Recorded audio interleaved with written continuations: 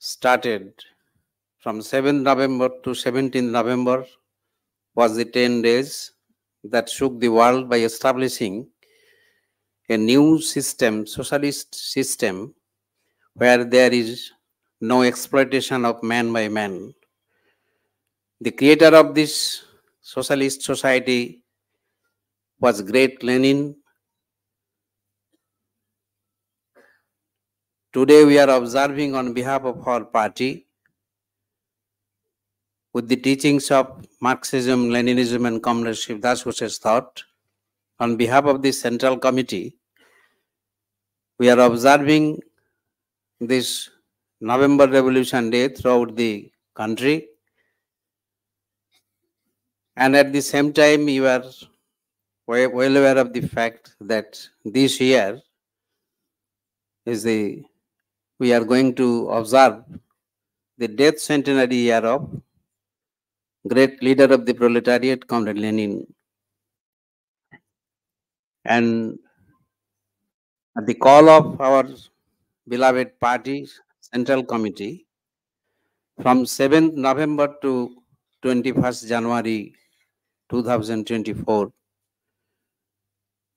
so many programs were being announced. Today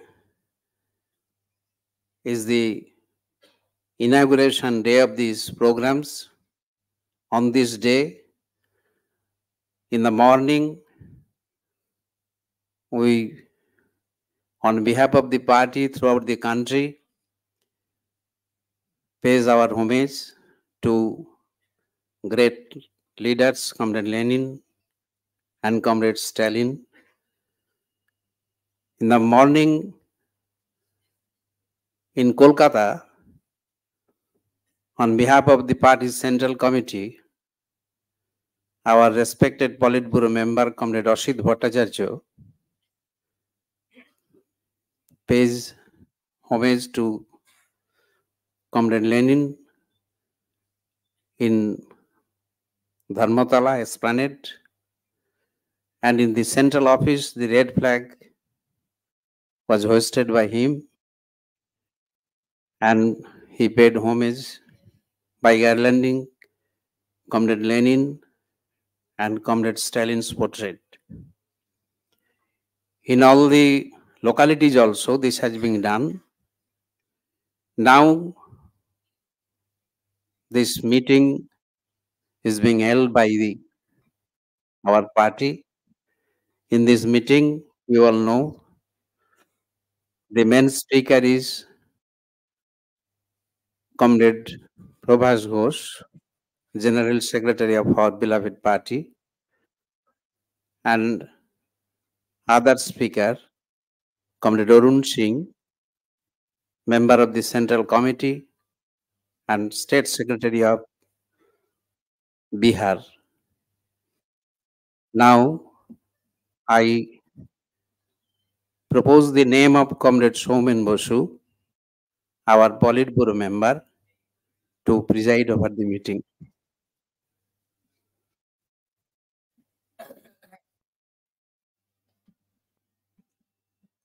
I support this proposal wholeheartedly.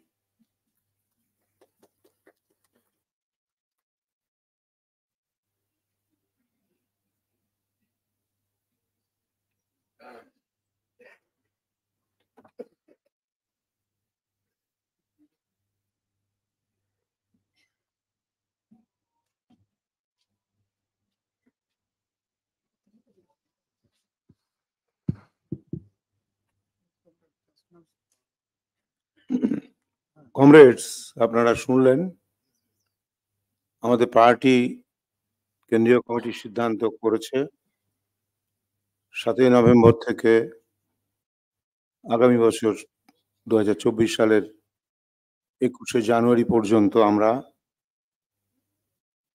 এই যুগের অন্যতম শ্রেষ্ঠ মার্ক্সবাদী চিন্তানায়ক এবং দার্শনিক কমরেড লেনিনের মৃত্যু শতবার্ষিকী উদযাপন করব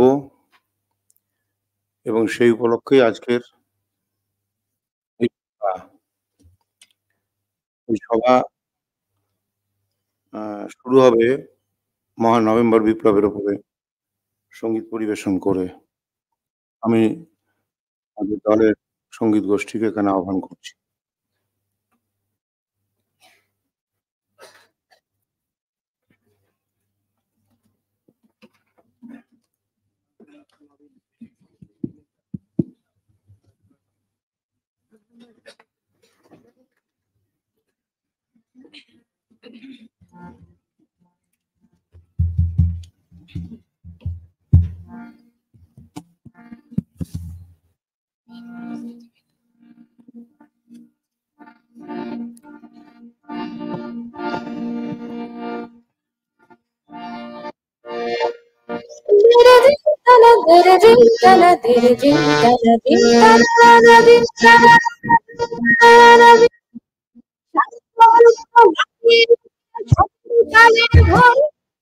সাত সমুদ্র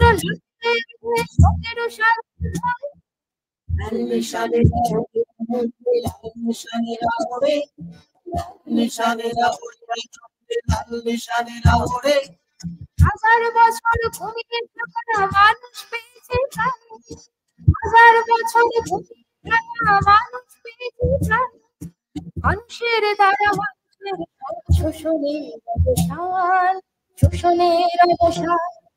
পৃথিবীর নানা কোণে দেশে দেশে বাজে মুক্তির গান, পৃথিবীর নানা কোণে দেশে দেশে বাজে মুক্তির গান। শ্রমিক কৃষক জাতি ভ্রমণ থেকে জাগে মেহনতিরা, শ্রমিক কৃষক জাতি ভ্রমণ থেকে জাগে মেহনতিরা। লাল নিশানেরা ওরে আনন্দে, লাল নিশানেরা ওরে, লাল নিশানেরা ওরে আনন্দে, লাল নিশানেরা ওরে। সে দাস লড়েছিল মৃত্যুর সাথে লড়া, সে দাস লড়েছিল মৃত্যুর সাথে লড়া। সাম্য মৈত্রী স্বাধীনতা সেও ধরায় দেয়নি ধরা, সাম্য মৈত্রী স্বাধীনতা সেও ধরায় দেয়নি ধরা। অবশেষে সেই কাঙ্ক্ষিত চাওয়া সহস্র গণরবে, অবশেষে সেই কাঙ্ক্ষিত চাওয়া সহস্র গণরবে পূর্ণ হলো 17 সালের 17 নভেম্বরে। লাল নিশানেরা ওরে আনন্দে, লাল নিশানেরা ওরে, লাল নিশানেরা ওরে আনন্দে, লাল নিশানেরা ওরে।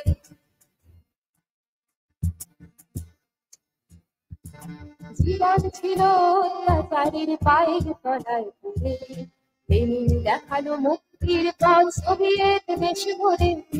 জীবন ছিল অত্যাচারের পায়ের তলায় পড়ে, লেনিন দেখালো মুক্তির পথ সোভিয়েত দেশ ভরে।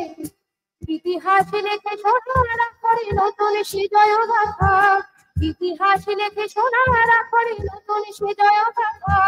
জ্ঞান বিজ্ঞান মানবিকতা সোভিয়েত দেশ কথা, সোভিয়েত দেশ কথা। বিপর্যয়ের কালো মেঘ থাকে মুক্তির রাঙা পথ, প্রতি বিপ্লবে থমকে দাঁড়ায় বিপ্লব জয়রা, বিপ্লব জয়রা। বিপর্যয়ের অভিজ্ঞতা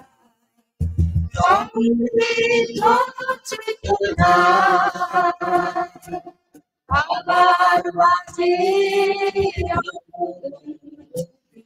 দেশে দেশে বিপর্যয়ের অভিজ্ঞতা সমৃদ্ধ চেতনা আবার বাজে গণতন্ত্রী দেশে দেশে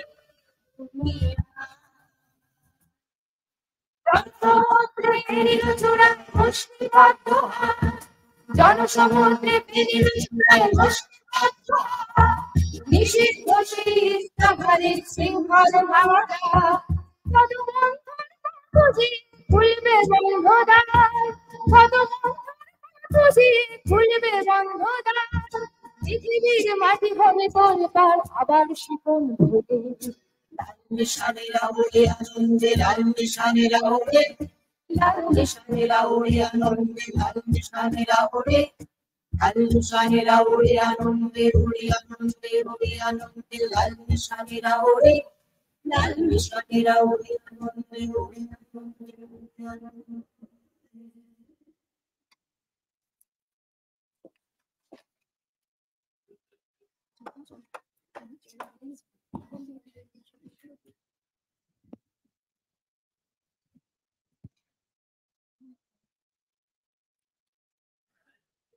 কমরেডস,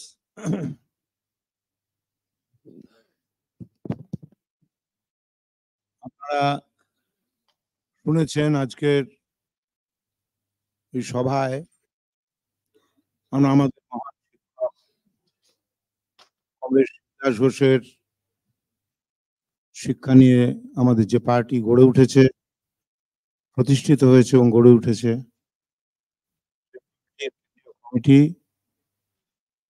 আমরা আজকে থেকে 21শে জানুয়ারি 2024 পর্যন্ত যে মহান লেনিনের চরিত্র, তার মহত্ব, তার শিক্ষা, চিন্তা, সংস্কৃতি, তা নিয়ে আমরা স্মরণ করে যাব। সারা ভারতবর্ষ জুড়ে, এমনকি বিশ্বের বুকেও আমাদের পার্টির মহান লেনিনকে নিয়ে যে মূল্যায়ন, তা আমরা ছড়িয়ে দেওয়ার চেষ্টা করব। আজকে তার সূত্রপাত, এই শতবার্ষিকী, তার মৃত্যু শতবার্ষিকী উদযাপনের ক্ষেত্রে আমাদের এই সভায় আমরা খুবই গভীর আগ্রহে আমাদের পার্টি মহান চিন্তাধারায় গড়ে ওঠা যে পার্টি, তার সাধারণ সম্পাদক কমরেড থেকে আমরা মূল বক্তব্য নিজেদের শিক্ষার জন্য এবং তাকে সারা ভারতবর্ষ এবং বিশ্বের বুকে ছড়িয়ে দেওয়ার জন্য আমরা শুনবো। তিনি আজকে প্রধান বক্তা। তার আগে সংক্ষিপ্ত বক্তব্য রাখবেন আমাদের দলের কেন্দ্রীয় কমিটির সদস্য এবং বিহার রাজ্য কমিটির সম্পাদক অরুণ সিং। আমি তাকে আহ্বান করছি, তিনি তার বক্তব্য পেশ করুন।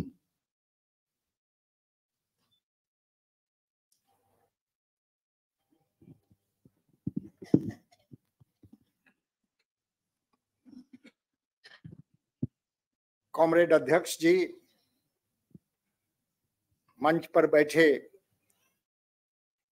हमारे प्रिय महामंत्री comrade Prabhash Ghosh, audit bureau के सदस्यगण, केंद्रीय कमेटी के सदस्यगण और इस सभा में उपस्थित कॉमरेडों, आज हम महान नवंबर क्रांति के अवसर पर इकट्ठा हुए हैं। 106 साल पहले, 106 years बिफोर, आज के ही दिन शुरू हुई थी महान नवंबर क्रांति। तो 7 से 17 नवंबर तक ये संघर्ष था और सत्ता पर रूस की मजदूर की हुकूमत कायम हुई। ये महान नवंबर क्रांति सर्वहारा वर्ग की पार्टी, बोल्शेविक पार्टी और उसके नेता, महान नेता कॉमरेड लेनिन की अगुवाई में संभव हुआ। उसके पहले दुनिया में ये धारणा थी कि ये कल्पना, समाजवाद एक काल्पनिक चीज है, ये कभी संभव नहीं। ये जो अनपढ़ लोग हैं, जो गंवार हैं, जो असहाय हैं, जो बेबस हैं, ये कैसे समाज को बदल सकते हैं? लेकिन वही असहाय, बेबस लोग जब सचेत और संगठित होते हैं, ऐसे संभव है कि करके सबसे पहले इस सोवियत रूस में ये करके पहले दिखाया। आप जानते हैं कि उस क्रांति में शुरू में कारशाही को फरवरी महीने में 1917 के फरवरी महीने में कारशाही को उखाड़ फेंका गया था। निरंकुश कारशाही को उखाड़ फेंकने की लड़ाई में रूस का बुर्जुआ वर्ग वो भी शामिल था, संयुक्त मोर्चा में शामिल था, हुई और उसे सत्ता से बेदखल किया गया।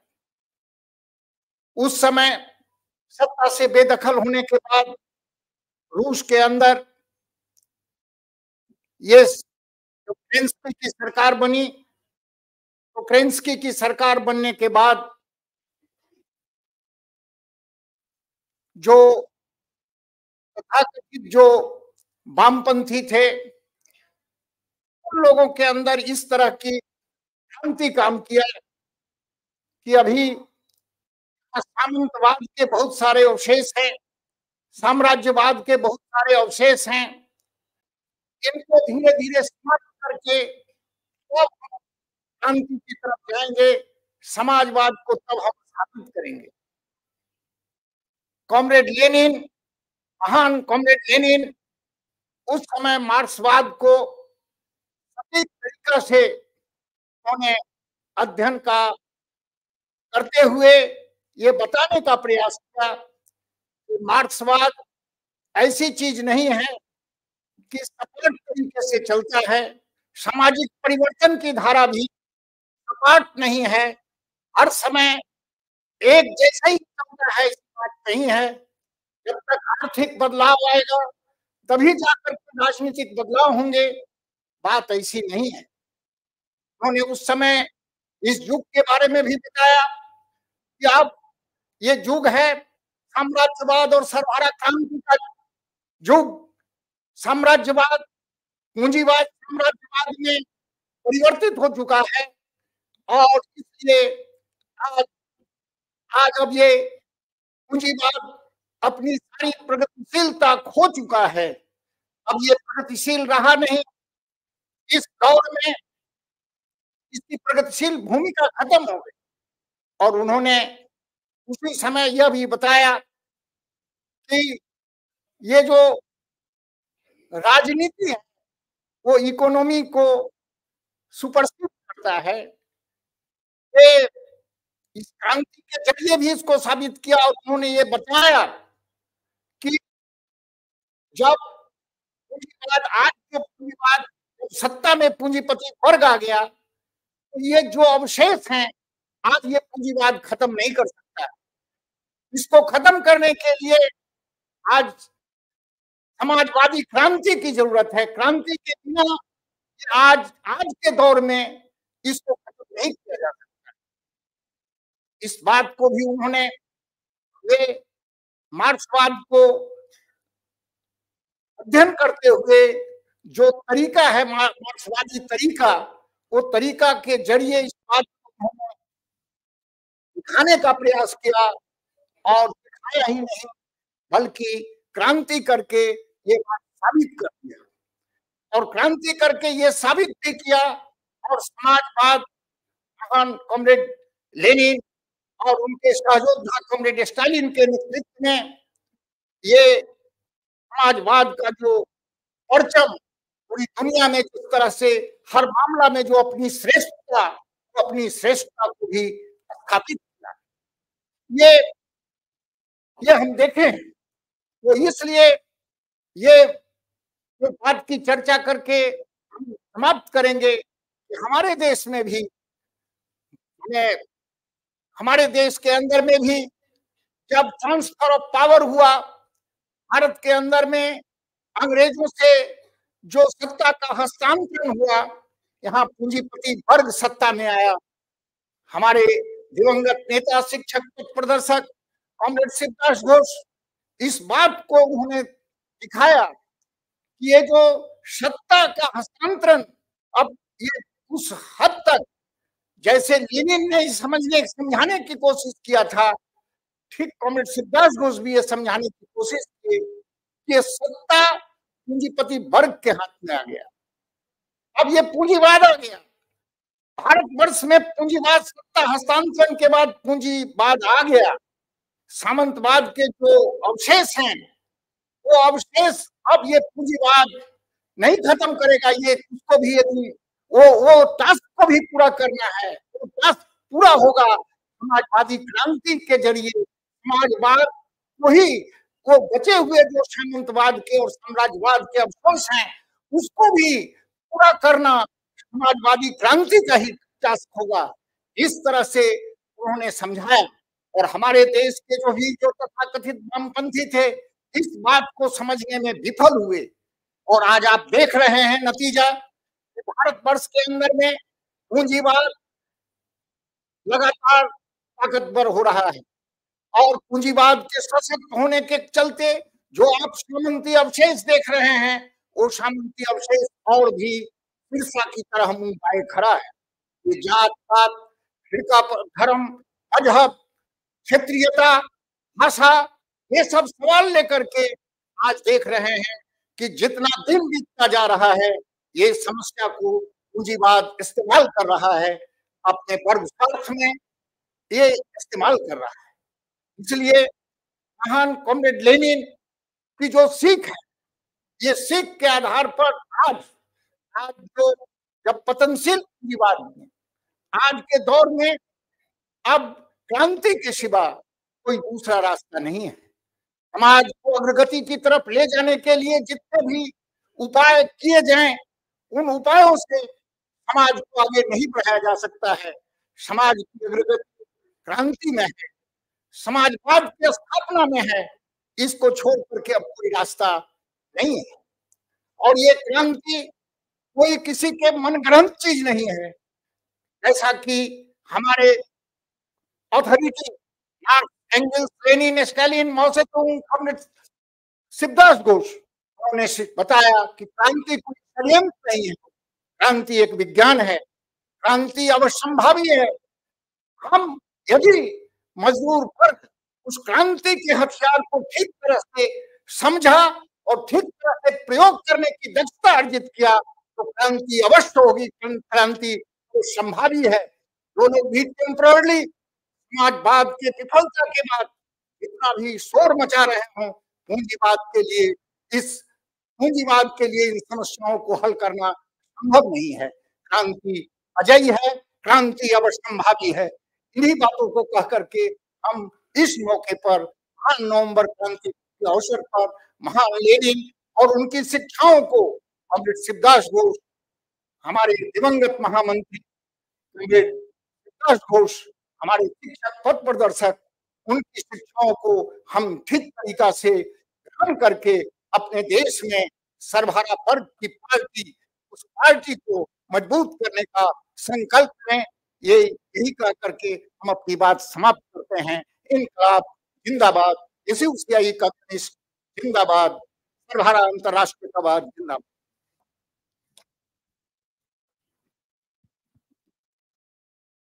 Dear comrades and friends, you know that in memorizing V.I. Lenin's philosophy and other contributions in the Marxist thinking, our party has organized this meeting.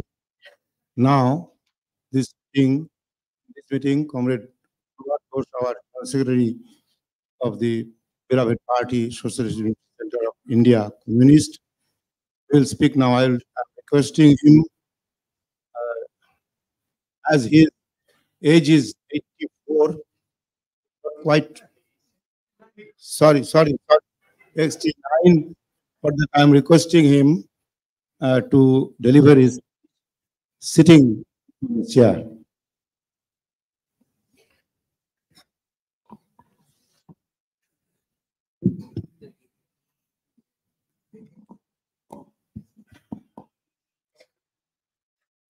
I am now 87, not 89. And problem not related with age. I can stand here and speak. But physical condition will not allow me today. I will speak less, I will read more from different authorities. 7th November, this very day, carries me few decades back, at the time of British rule, I was acquainted with November Revolution by a teacher in a remotest village now in Bangladesh. I was a school student at that time. That was a time when name of Lenin, great Lenin, great Stalin, great November Revolution, these were known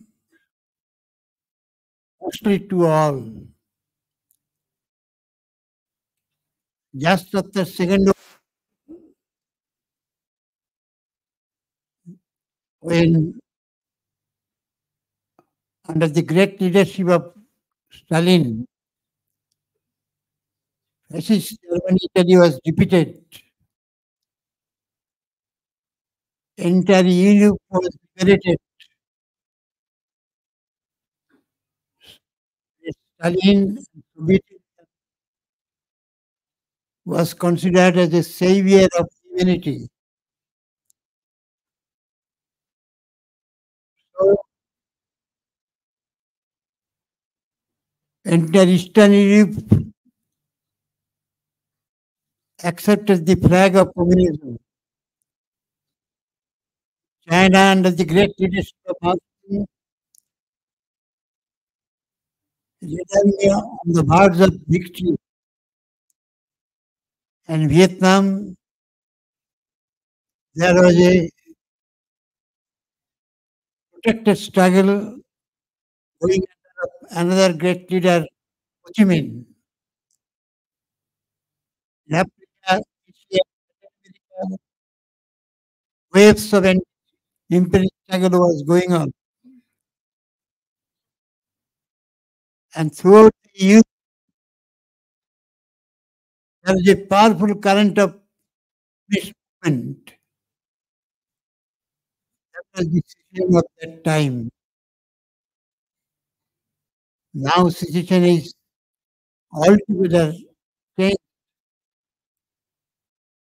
after the sad end of socialism due to counter-revolution engineered by world capitalism, internal counter-revolution. So many have forgotten this day. It is almost forgotten in oblivion.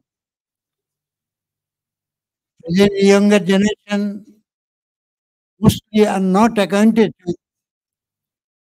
this great revolution.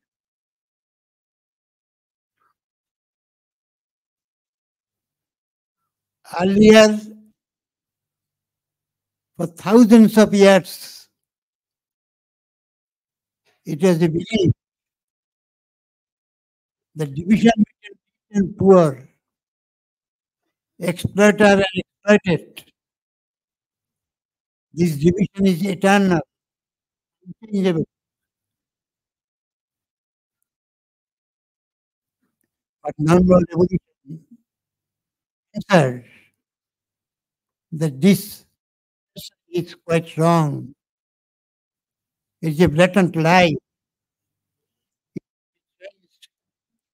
Once for all. Earlier there were social changes.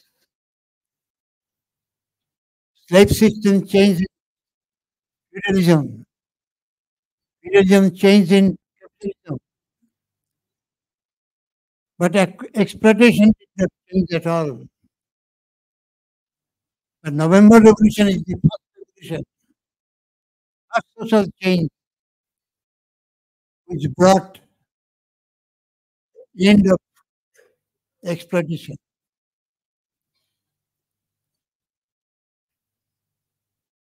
it was not so easy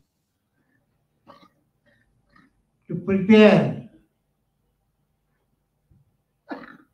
to organize such a revolution for great Lenin.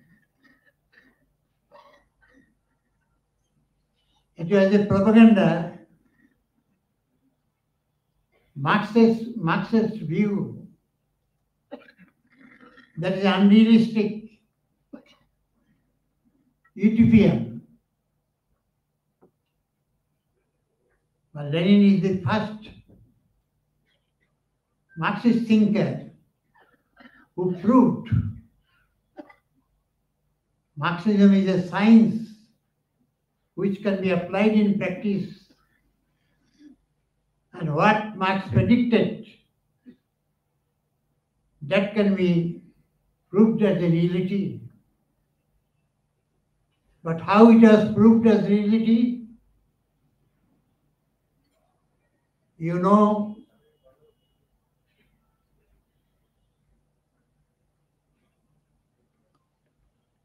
Lenin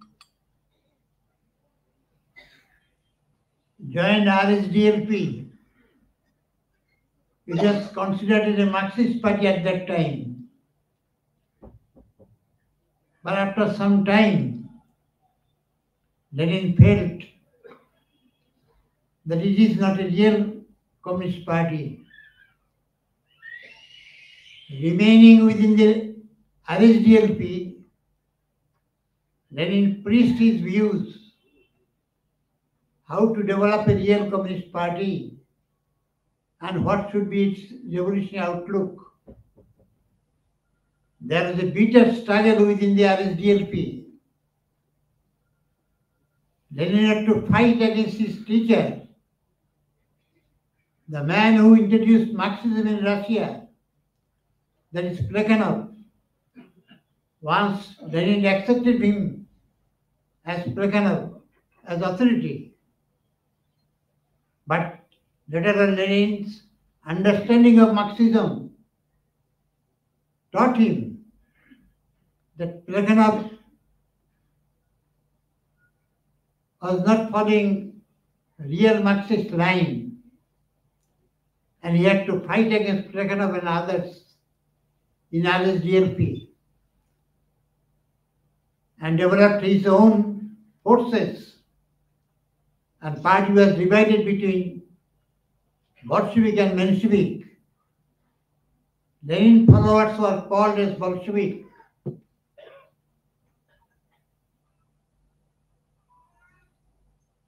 This battle lasted for a decade. At the time of 1905, there was a revolutionary uprising in Russia. Worker strikes were there, and at that time, this is a lesson for us also. To mislead the workers, a Christian bishop, his name was Gapon, he told the workers of Petersburg that Tsar is very kind-hearted man. Let us appeal to Tsar, submit a petition, placing our demands. Lenin knew it is a conspiracy, but Bolshevik could not convince the workers. They are very blind to that Bishop Kapon. Bolshevik joined that demonstration, knowing fully it is being led by a conspirator. Note this point. As demands were legitimate and common workers are in demonstration, but leader is a traitor. Knowing that, Lenin instructed the Bolsheviks to join the demonstration, to remain with the workers, and to expose the leaders. And Tsar employed army to suppress this demonstration with bullets and bayonets. Thousands were murdered at that time. And it resulted in a revolt of the workers. Spontaneously, workers' Soviets were formed in 1905. Battleship Potemkin, the naval forces joined also in this movement in 1905. But Tsar ruthlessly suppressed it. Lenin said, while evaluating 1905 revolt, that its content is Buddha democratic revolution, but method is proletarian. And because it started a worker strike. But in 1905,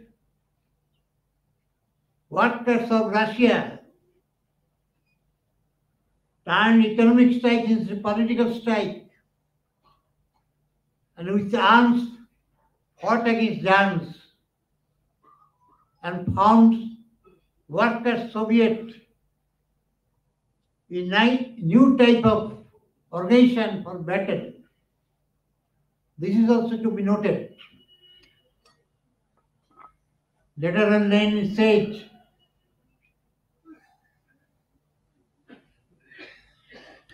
it is a dress rehearsal of future revolution. 1905 revolt is a dress rehearsal of future revolution. Again, in 1917, when Lenin was in exile in Switzerland, while observing 1905 revolt, Lenin in conclusion said, we the old generation would not see future revolution, but you younger generation definitely would see. I am not quoting his language, the essence. But in actuality, he said this in January 1917. In February, revolution started in Russia. At that time, First World War started. On the one hand, Great Britain, France, and Tsarist Russia. On the other hand, Germany and Austria. That was the battle. In that battle, Tsar's army faced defeat after defeat. And there was a cry in Russia, stop war. We want peace. That was a cry. At that time, a famine, severe famine affected Russia. The slogan was raised, bread. End of war, peace, bread. Another slogan was raised, liberty for the people. They wanted parliamentary democracy and land to the tillers. These are all bourgeois democratic demands. And struggles started. Workers and soldiers, Soviets were formed in St. Petersburg, Moscow, in different areas, in villages also. And Tsar could not suppress it. And a provisional government was formed with the help of compromising party Menshevik and socialist revolutionaries. They compromised with bourgeoisie. They formed a provisional government. And parallel to it, Soviet power developed in cities, towns and villages. Armed Soviet power. Workers, peasants were armed. So there was dual power. One is Soviet power, parallel to it, bourgeois power, provisional government. At the beginning, Bolsheviks was in minority in the Soviet power because at the time of battle, Bolsheviks was in the streets and exploiting that situation, Mensheviks and socialist revolutionaries, the petty bourgeois forces, they captured most of the seats of the Soviet. This was the reason. Another reason also was there. The proletariat mostly was in the battlefield, employed by Tsars. And workers was replaced by shopkeepers, artisans, small owners, peasants. And they composed Soviets. And that was a compromising force. This situation, communists must understand how it was, how Lenin applied his Marxist understanding in such a difficult situation to organize next November Revolution. For few months, starting from February to August, Bolshevik was in minority. And there was an attempt on the part of Mensheviks and socialist revolutionaries to hand over power to provisional government and dissolving Soviets. That was the conspiracy. Lenin instructed the Bolsheviks to conduct ideological struggle within Soviets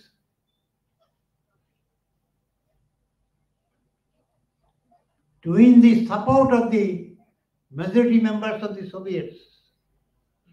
And this strenuous work was done by Bolshevik party members, convincing the members of the Soviet, convincing the workers and peasants, raising the demand, no provisional government, all part to Soviet. They raised this slogan. And in this way, in course of time, Mensheviks, socialist revolutionaries who were leading the Soviets, they were defeated. And they were replaced by the Bolsheviks in the leadership. And in the month of August, Bolshevik became majority in the Soviets. And at that time, Lenin called for next revolution. There was difference in the parties also. Zhuvanev, Kamenev, Bukharin, Trotsky, they all differed with Lenin regarding revolution, next insurrection. Lenin had to convince the Central Committee. Lenin had to convince the party members. And one thing he referred, Comrade, although situation is the same with India, in Russia, rural area, village side was predominantly feudal. Capitalism was developing. That was the condition of Russia. Predominantly it was feudal. Capitalism was developing, but capitalism was reformist because it is the era of imperialism. Bourgeoisie lost its revolutionary role. Lenin said, question of state power is the decisive question in the question of revolution. In February, bourgeoisie captured political power. To that extent, not this point, as bourgeoisie captured political power in February revolution, to that extent, bourgeois democratic revolution is completed. And to that extent, it will be a socialist revolution. Because we have to oust bourgeoisie from power. We have to defeat bourgeois state and form a new state, a socialist state. And it will be the task of the new socialist state to accomplish the unaccomplished task of the bourgeois democratic revolution. What was done by Soviet Union later on. That was his formulation. In our country, we find so-called communists. In India, practically, at the time of British rule, particularly after Second World War, monopoly capital developed. And it was compromising bourgeoisie. And when bourgeoisie came in power, capitalism was a very developed capitalism in our country. In countryside also, feudalism was abolished. Land was a commodity. There was no trace of regional market. Entire village was the part and parcel of the national market. Village commodity is the price of the village commodity was determined by the national market. Village labor power is the commodity in the market. Land itself became a commodity in the market. That is this picture in 1947. But so-called communists discovered a new theory in the name of Marxism. Bourgeois landlord state headed by big bourgeoisie.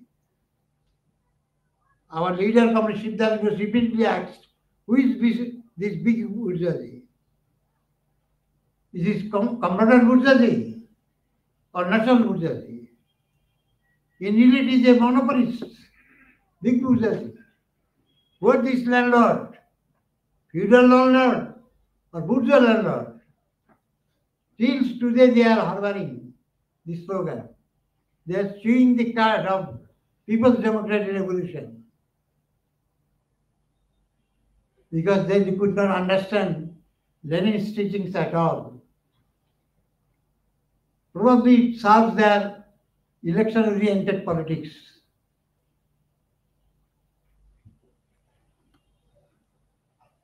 Next point, after capture of power by Lenin's party, Russian situation was a very difficult situation. Country was devastated. Severe famine gripped the country. Industries were destroyed in the war. At that time,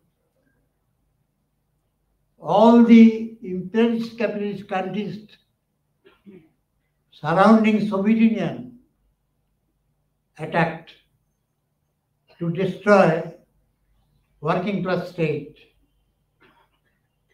because it was a danger for them. If working class revolution survived in Soviet Union, it would be a danger for all other imperialist capitalist countries because workers of those countries would be also inspired by this revolution. So they tried to destroy Soviet Union fully, attacked surrounding it. At that time, defeated bourgeoisie also organized counter-revolution. On the one hand, severe economic crisis, famine, all-out attack by the imperialist capitalist countries, internally counter-revolutions. Lenin, being assisted by Stalin, had to face it. At that time, due to severe crisis, war communism was introduced. Appropriation of surplus agricultural product from the peasantry to supply to the town, to supply in the battlefield. That was done. It is called war communism. And imperialist attack was defeated. Not only by Red Army. Red Army played a very heroic role. Even in the country of Britain, France, Germany, working class revolted. They raised the cry, stop attacking Soviet Union. Navy revolted, railway revolted, stopping supply to our field. In this way, working class of other imperialist countries also expressed their solidarity in favor of Soviet Union.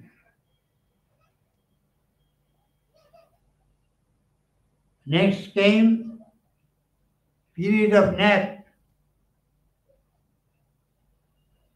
to provide incentive for production. Party allowed for a limited period free trade and certain small industries. That is called new economic policies. These are all creative application of Marxism in a concrete situation. How to develop socialism, how to save socialism. In 1924, great Lenin expired. A crisis came in the party. Trotsky, Genevieve, Kamenev, Bukharin. They are not ready to accept Stalin's leadership. But party accepted Stalin's leadership. Their conspiracy was defeated. Up to 1927, from 17 to 27, this was a period when Soviet Union lacked economically, even Tsarist Russia. That was the crisis. In 1927, Stalin started first 5-year plan, call upon these Soviet people to build a socialist economy. Within 3 years, target was fulfilled. And when first 5-year plan was completed, Soviet Union became a second powerful industrial state in the world. Such was the advancement of Soviet economy under the leadership of great Stalin, following the teachings of great Lenin.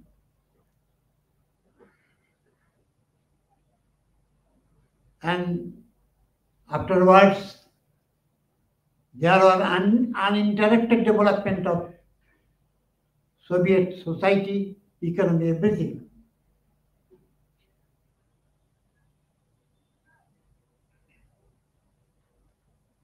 I will now read some of the great men of 20th century who hailed Soviet Union. You know Rabindranath, Romarola, Bernard Shaw. Bernard Shaw said, if you want to see real freedom, then go to Soviet Union, where great Stalin is in the leadership. Bernard Shaw was a very renowned personality in the 20th century world. I will now read Rabindranath. Some of you are acquainted with it, I know, but our new comrades may not be acquainted with that.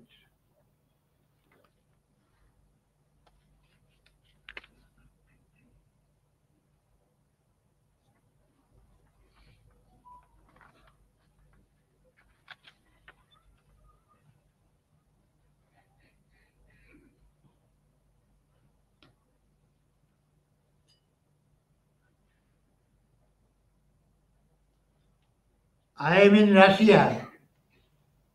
Had I not come, my life's pilgrimage would have remained incomplete. They have no time to lose because the whole world is their opponent. They must prove without delay that what they want is not wrong, that is not fraud. A decade or two is determined to prevail against a millennium. Very small is their material strength, but the daring of their willpower defies comparison. It was in 1930. In 1939, he wrote to poet Omiyabhushan Chakraborty. This is, you must note it. I was immensely happy and hopeful by seeing that hermitage of a new era of humanity. Note it. Hermitage of a new era of humanity. I have not come across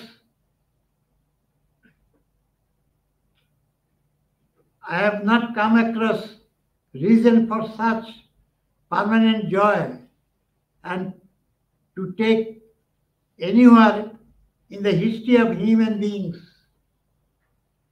I know that Russia has established this new age on a magnificent revolution. This revolution is against the most cruel and powerful enemy of the people. New Russia is engaged in the cult of extracting a lethal spear called greed from the reef of human civilization. Note this point. New Russia is engaged in the cult of extracting a lethal spear called greed from the reef of human civilization. Automatically springs my wish that let their endeavor be successful. Rabindranath was not a communist. He was a humanist.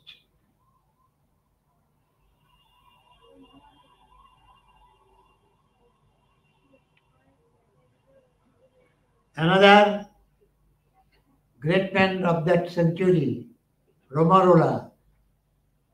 I believe in the work of USSR. I shall defend it as long as there is breath in my body.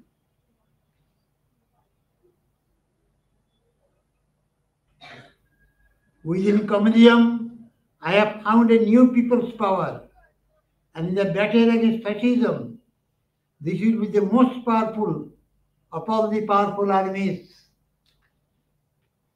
I want to refer here, when Rabindranath was in deathbed, Second World War was going on.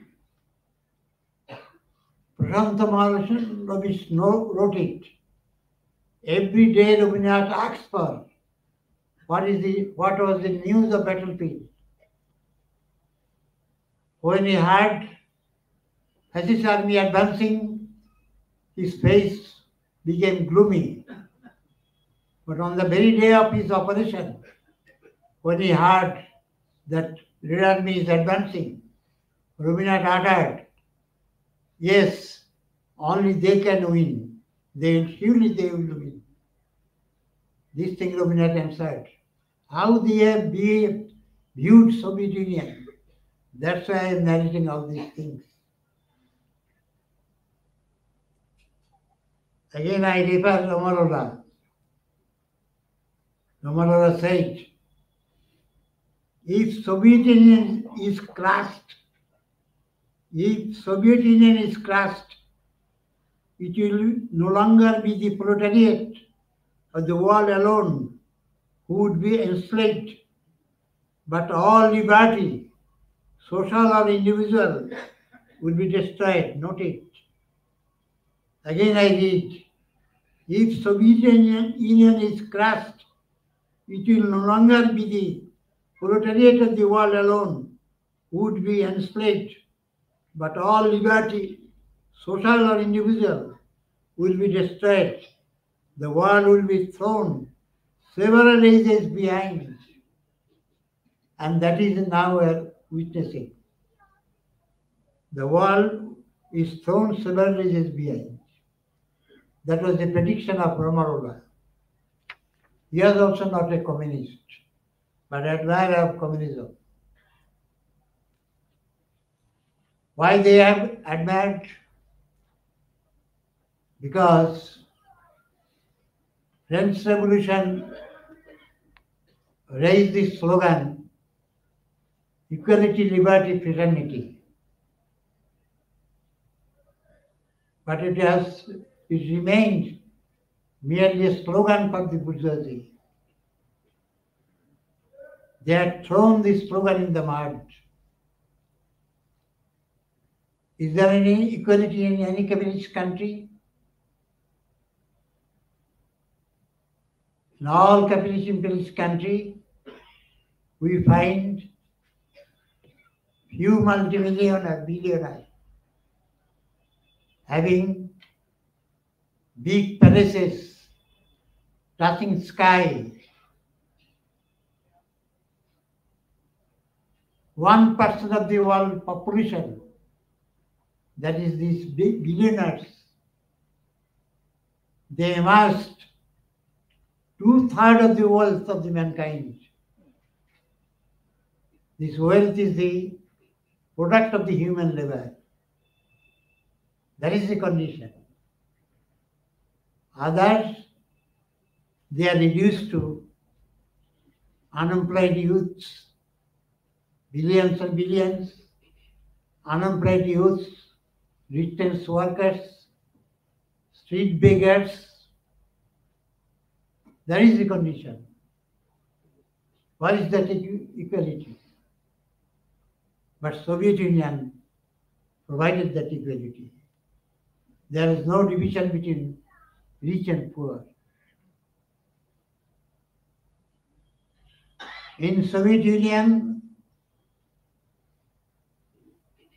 there was a declaration of the socialist state that nobody will remain without work. Who will not work, he will not get food. You are bound to work. Soviet Union abolished unemployment, abolished beggary, prostitution. In Soviet Union, people got flat, house, and food essential things in cheap price.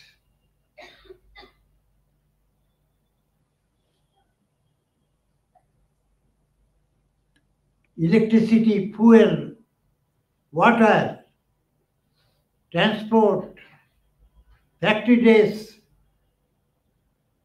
without any cost. It was free. In Soviet Union, man and woman got equal opportunity, equal work, equal wage. There is no differentiation. Before delivery, maternity leave for 7 weeks, after delivery 7 weeks, after delivery 1 year with pay, everything with pay. And woman worker could join work with baby under the care of state in creche. There was cooperative kitchen, cooperative laundry, cooperative dining room to free the woman from this type of laborious job. In Soviet Union, up to university level education was free. College and university students got stipend from the state.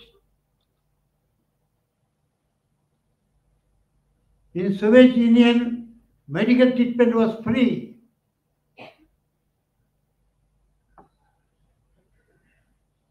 Court, in case of case in the court, it was also free. State provided lawyer, free of cost. In Soviet Union, every year,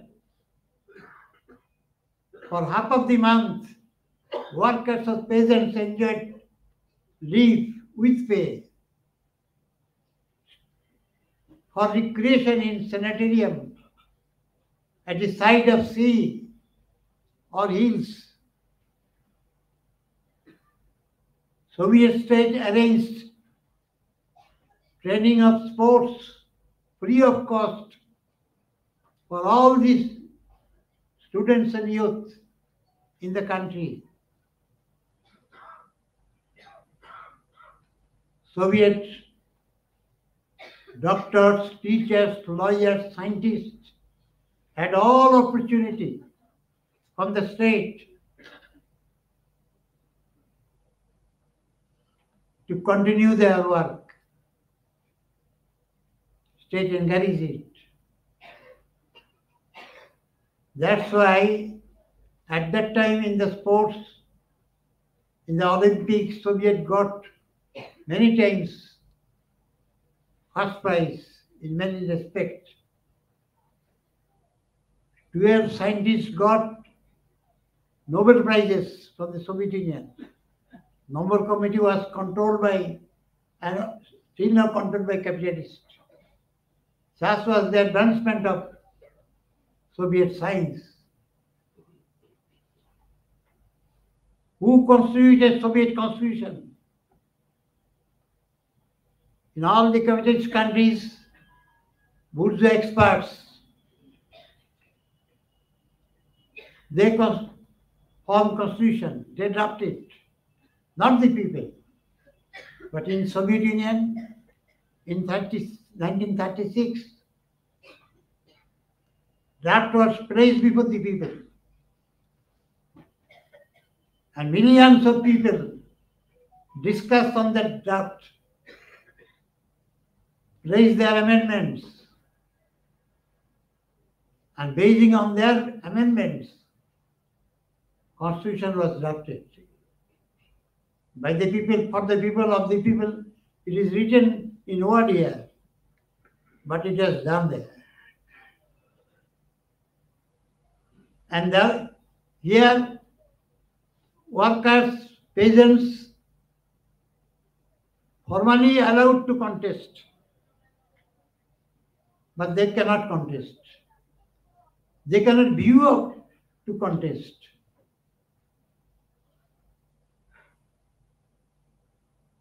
Because contesting election is so costly and due to their political backwardness also. But in Soviet Union, there were workers' constituencies. Workers will elect, peasants will elect, and there was a right to recall also. Elected deputies are to report regularly what they are doing there. If necessary, they could be recalled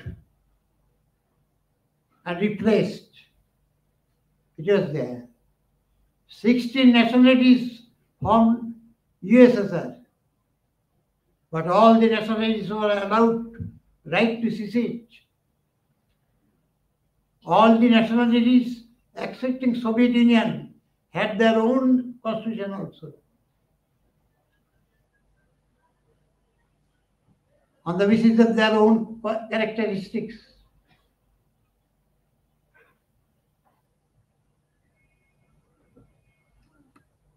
That's why Rabindranath was charmed, Ramarod was charmed, Bhattacharya was charmed.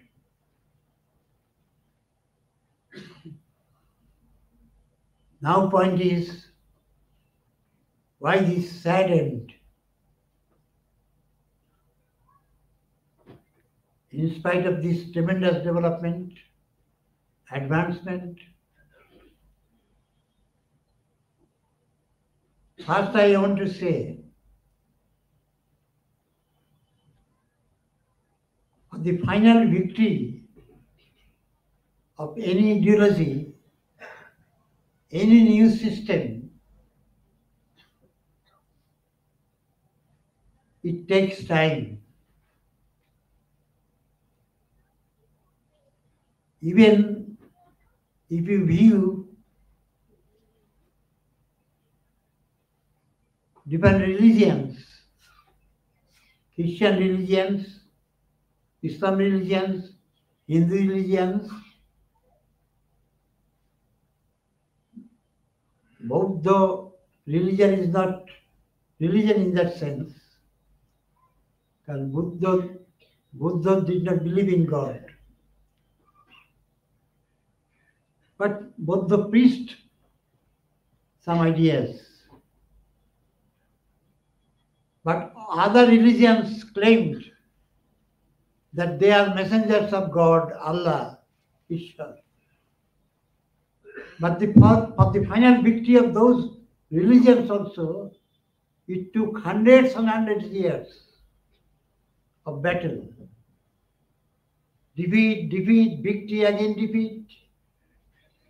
For Islam, for Christianity, in India also, Brahmin was defeated by Buddhas. Buddha religion dominated for few hundreds years here. Again, Shankaracharya survived with Vedanta and defeated Buddha religion.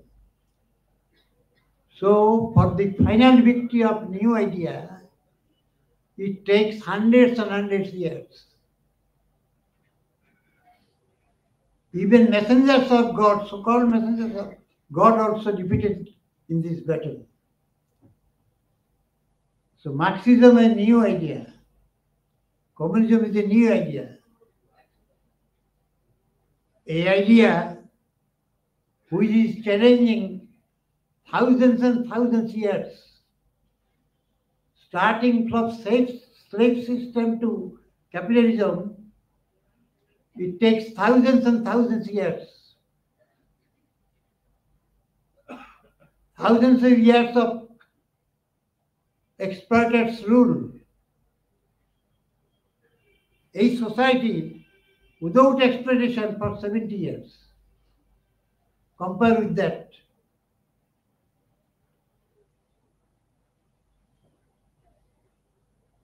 A society fighting against thousands and thousands of years.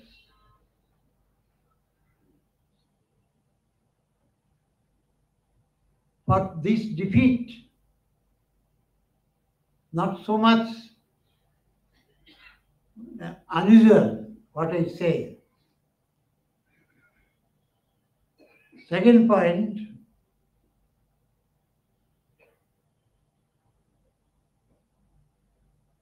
when revolution was organized, people accepted revolution because it will eliminate exploitation, poverty,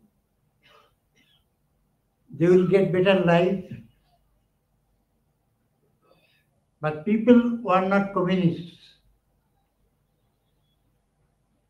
If I say people are 30 crores, Communist Party member perhaps 1 crore maximum. 30 crore common people, 1 crore communist, Marxist. The people who are not Marxist communist, what is their ideology? Definitely they are still carrying impact of Buddha ideology. If they are not Marxist communist, if the entire society does not become communist, this antagonistic contradiction will remain. So it was there. Common people carried the idea which was non-Marxist, non-communist, an impact of earlier bourgeois ideology that was there. Another thing, abolition of private property does not mean abolition of private property mental complex. That is, private property mental complex. My feeling, my idea, my thinking, my name, my fame, my prestige, my wife, my husband, my children, my family, my emotion, my likings. This type of mentality is there. So that is also to be noted.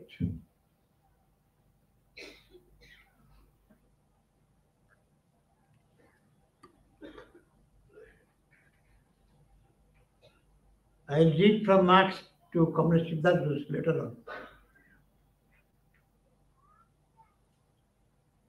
Another point, society means, as Marxism taught us, basis is structure. Economy is the basis. That is structure. Upon this structure, there is superstructure. Superstructure means concept, ideology, social life, political life, legal system, love, affection, approach to family, this and that, superstructure. On the basis of a structure, there is a superstructure. But when structure changes, means economically it is changed and politically also changed. Does not mean automatically other aspect of the superstructure, philosophical, ideological, ethical, moral, love, relation, it is automatically changed. And there is a necessity of, while conducting class struggle in the economical field, political field, at the same time conducting class struggle in the field of superstructure. As because Soviet Union was attacked again and again, encircled by imperialism. Within the party also there was many conspiracies. In 1934, there was another conspiracy. These leaders in league with fascist Germany conspired to oust Soviet leadership from power. A prominent leader, almost right-hand man of Stalin, Kirov, was murdered at the headquarters. And next target was Stalin. It was revealed by the assassin. It was also revealed that Hitler developed a fifth column in Soviet Union also by combining with Genevieve, Kamenev, and Bukharin, this group, in military also. And there was a great trial. And in this trial, for that trial, Stalin is maligned by Buddha state even today. They were conspirators. They conspired with fascist Germany to murder the Soviet leaders. And it is to be noted, it was an open trial.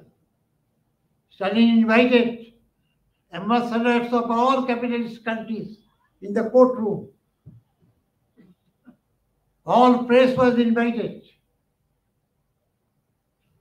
And qualified lawyers of other countries also were invited. And then in that trial, accused had to confess that they committed crimes. And those who attended the trial, they said in praise that it was the most fair trial they had ever witnessed. Even Markin ambassador Mr. Davis wrote on it, appreciating the trial. So just before the war it happened. I say Soviet Union had to move in a very difficult condition. How revolution was organized, very briefly I place before you. What hurdles they faced, one after another. and how they had to develop country economically and militarily also, in all branches of science also. So leadership had to concentrate here. But that probably, I say probably, leadership would not give proper emphasis in conducting class struggle in the superstructure. So in the superstructure, there are influence of bourgeois ideas, bourgeois approach, morality, culture. All these things remain. Although accepting socialism, because socialism brought happiness in their life. But these were there. Another point was raised by our great teacher, Comrade Siddharth Ghosh. While forming our party here, he noticed a problem of individualism.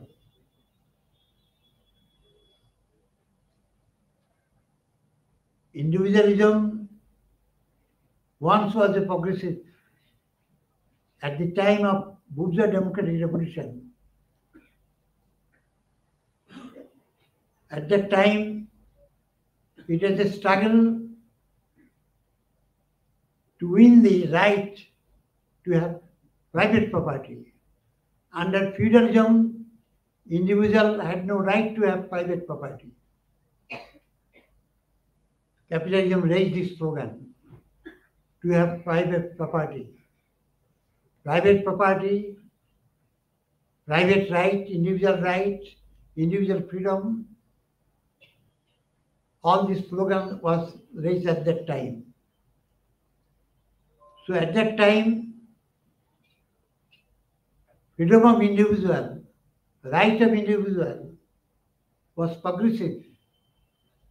With this, society was changing. Individuals combining with each other for a change of society. So it has a social appeal. But after establishment of capitalism, individual ownership established, a new phase started, individual exploiting the workers. That individualism lost that progressive role. It became reactionary, particularly in the stage of imperialism, monopoly capital, out and out reactionary. Individual leads to individual-centric approach, selfishness, indifferent attitude to society. That's why Comrade Ghosh placed before us highest morality of communist character would be individual is to be freed from individualism, from the shackles of individualism. Individual is to be freed and merging interest with society. Individual is to be identified with society, with revolution, with party. It is the highest morality. From the very beginning, Comrade Ghosh felt the problem of individualism and placed this concept of morality before us. In our freedom struggle, individualism had a relative role, because bourgeoisie also had a relative role in our freedom struggle. Interest of freedom struggle first, individual interest is secondary. That was the approach at that time. Individual change is there, it is secondary. Comrade Siddharth Bose had shown in Russia and China, Russian revolution was socialist because bourgeoisie was in state power. But practically it was in the stage of bourgeois democratic revolution. And Chinese revolution was a bourgeois revolution under the leadership of working class.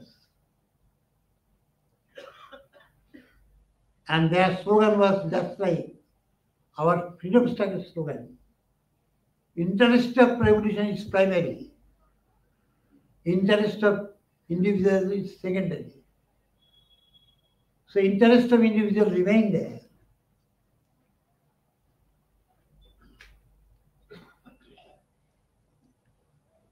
When civil war ended, society developed, and there is affluence in life. That individualism, which remained as secondary, it raised its ugly head. And Comrade Ghosh termed it as socialist individualism. This was a problem there.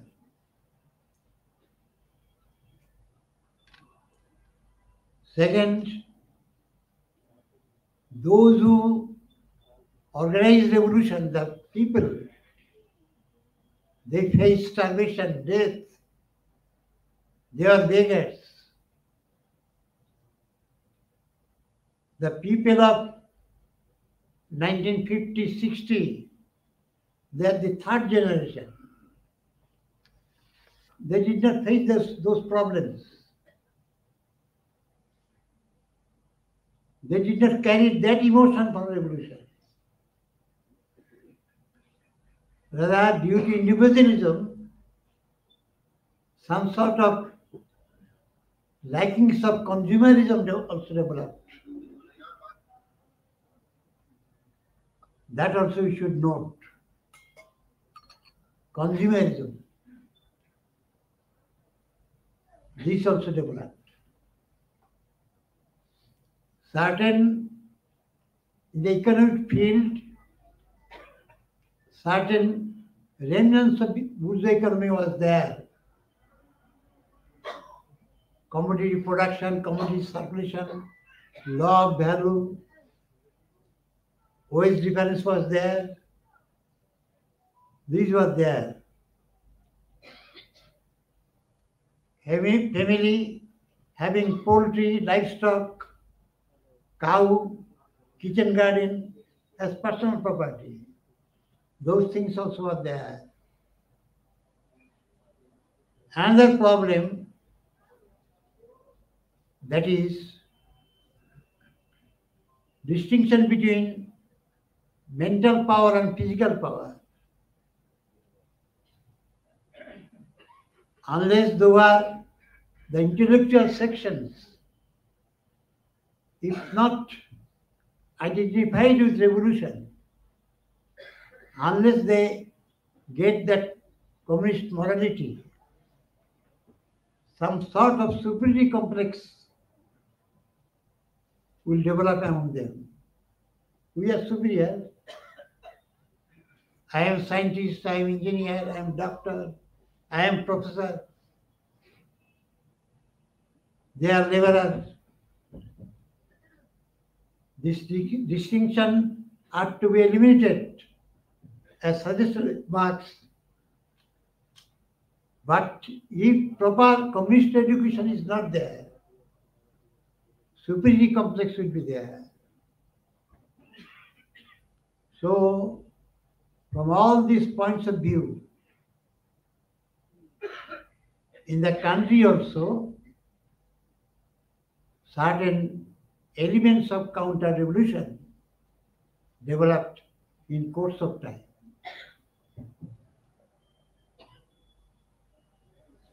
If there is, as Comrade Ghosh pointed out, in 1948.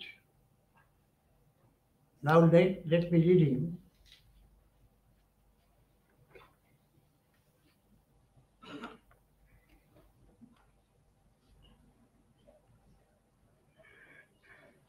First, let me read great Marx.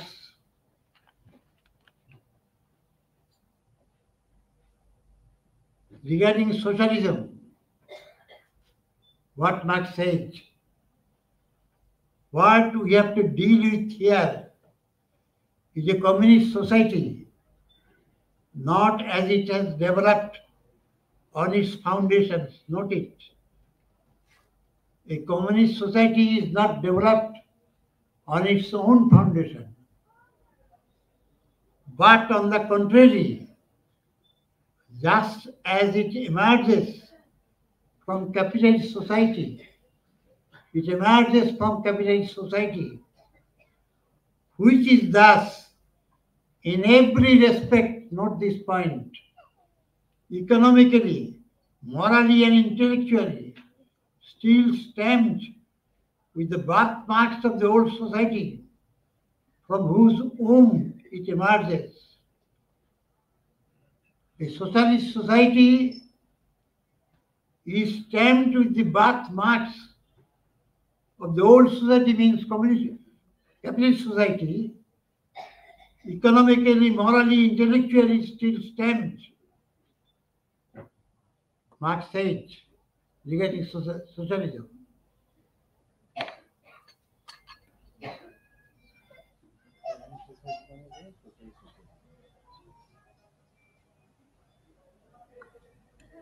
It is socialist society.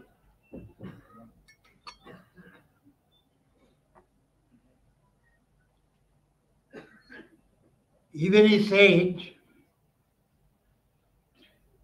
in a higher phase of communist society, after the enslaving subordination of the individual to the division of labor, and therewith also the antithesis between mental and physical labor, note this point, antithesis between mental and physical labor has been vanished. Has vanished. What has vanished? Enslaving subordination of individual to the division of labor and antithesis between mental and physical labor has vanished. After labor has become not only a means of life, but a life paramount. After the productive forces have also increased with the all-round development of the individual, and all the springs of cooperative wealth flow more abundantly, only then can the narrow horizon of bourgeois right be crossed in its entirety and society inscribed on its banners from each according to his ability to each according to his needs. I emphasize here, only then can the narrow horizon of bourgeois right be crossed in its entirety. Do you follow this point? Unless communism is achieved, after socialism, communism is achieved, after all this vanished, division of labor and antithesis between mental and physical labor, labor has become a paramount, abundance in products, only then narrow horizon of bourgeois rights be crossed in its entirety. Up to that, this narrow horizon will remain. This is to be noted.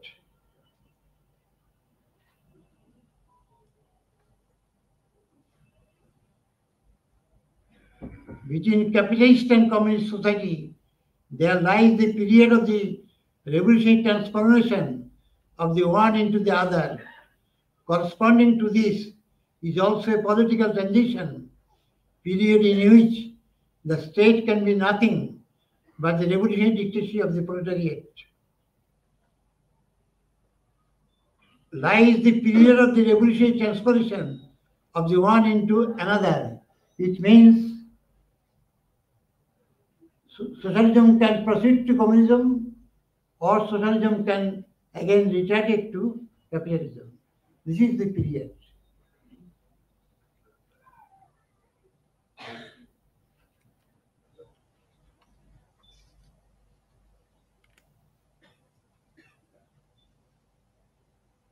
Lenin.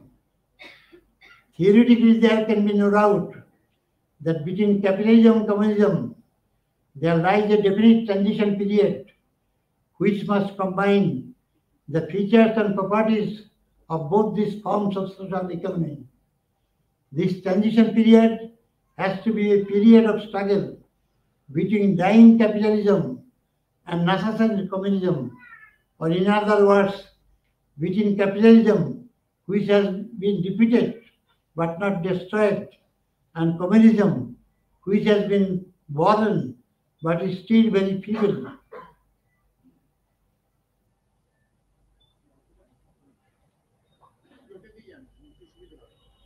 The dictatorship of the proletariat means a most determined and most ruthless war waged by the new class against a more powerful enemy, the bourgeoisie, whose resistance is increased tenfold by their overthrow, and whose power lies not only in the strength of international capital, the strength and durability of their international connection, but also in the force of habit, in the strength of small-scale production.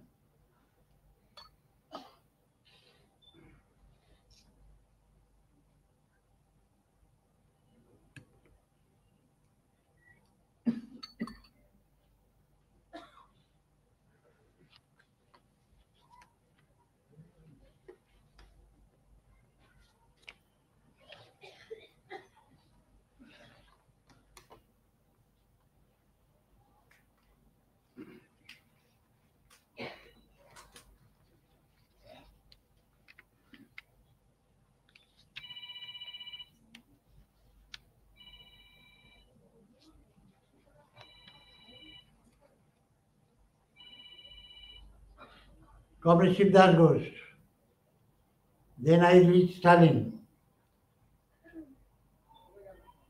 So far, the communists of different countries in 1948, when parallel to imperialist capitalist system, a socialist system developed, including Soviet Union, China, Eastern Europe, a powerful system.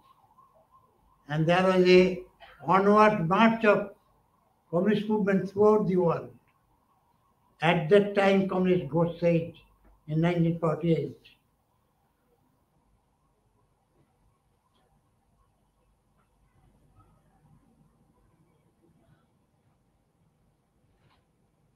so far the communists of different countries mostly stressed one-sided routine work of organization without showing any regard to coordinating it with questions of ideology.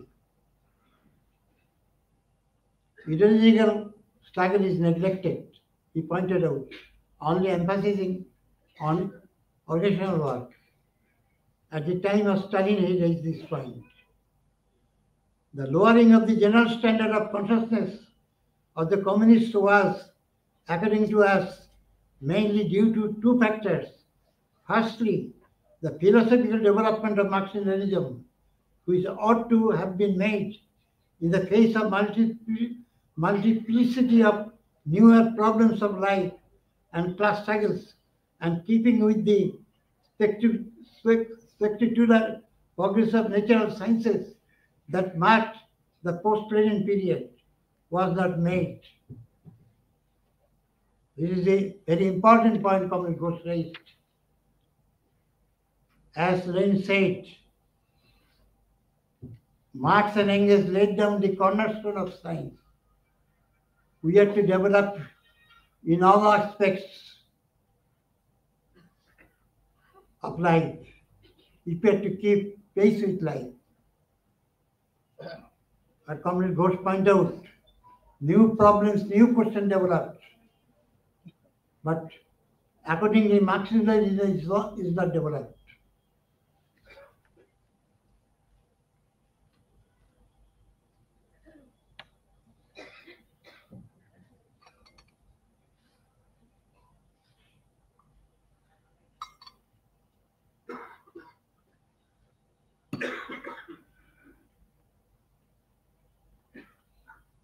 In 1956, when Khrushchev denounced Stalin,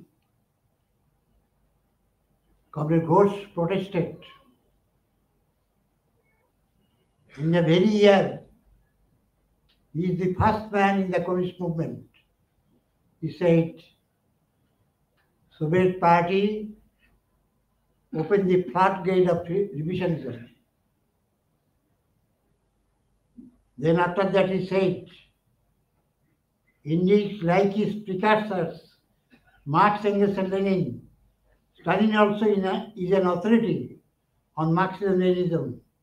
To black out Stalin would have the inevitable result of disowning his authority and consequently of rejecting his interpretation of Leninism, which is the present day understanding of Marxism-Leninism. To the future generations, the chapter of relentless struggle waged by Stalin against the Trotskyites and the Bukharinites to safeguard the revolutionary spirit of Marxism would remain dark and black, and they would be deprived of the opportunity of being ideologically steeled. It would mean invitation to all sorts of counter-revolutionary ideas. Note this point. It would mean invitation to all sorts of counter-revolutionary ideas to pass for Marxism-Leninism, and the ideological foundation of the communist movement would suffer a setback. In short, it would objectively uncrown Lenin himself.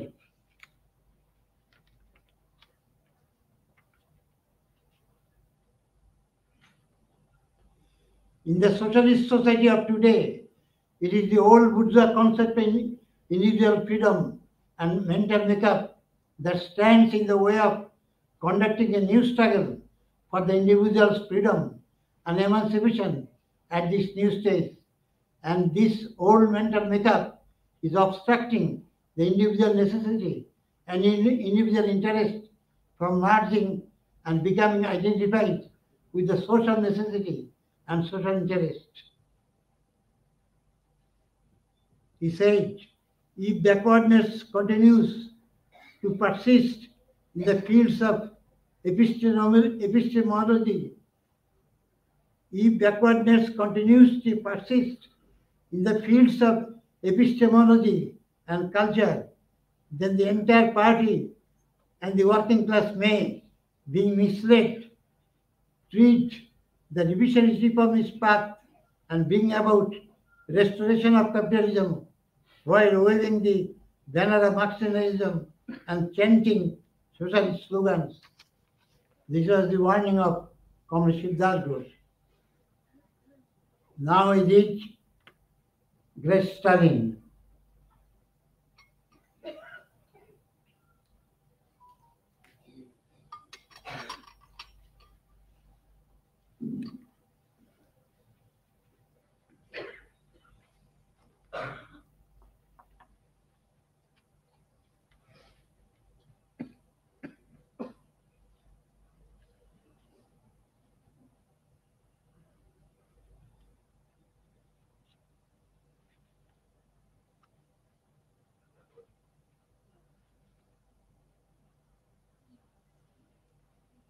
After the Second World War,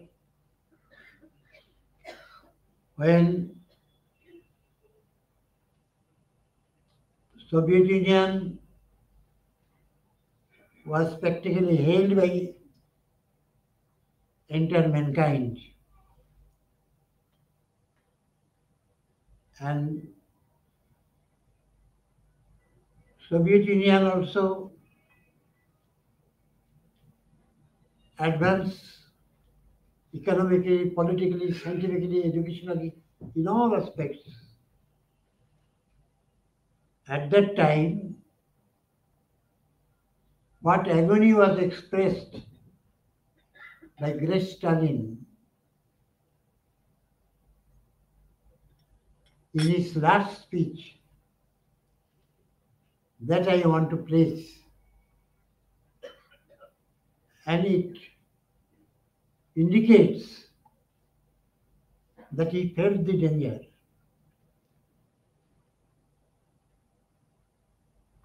And probably at the time of war, sensing the danger, he went town to town, city to city, village to village. He visited here, he visited front. He came in contact with many executives in many stages. And directly he felt some things which you could not understand earlier.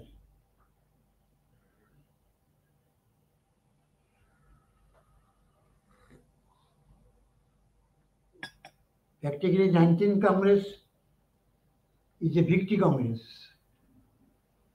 There is much agony said.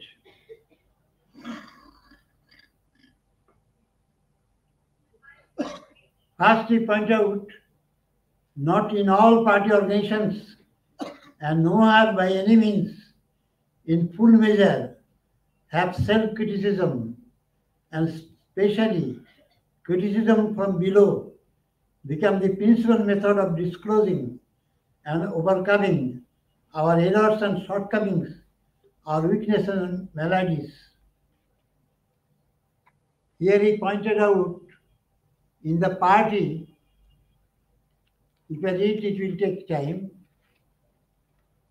I read some portion. Here he pointed out in the party bureaucracy developed in different levels. Secondly, he pointed out a section of leaders do not face criticism from the rank and file. They stifle it. Those who criticize, they persecute them, punish them. He discussed it.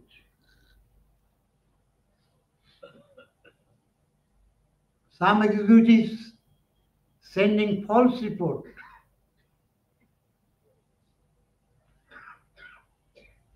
It mentally has developed within the party that we have won the war, so there is no other danger. We can take rest now. We can live on the capital of our past services. There are meetings only praising of leaders, and leaders like it, this type of praise. These things he pointed out, developing in the party.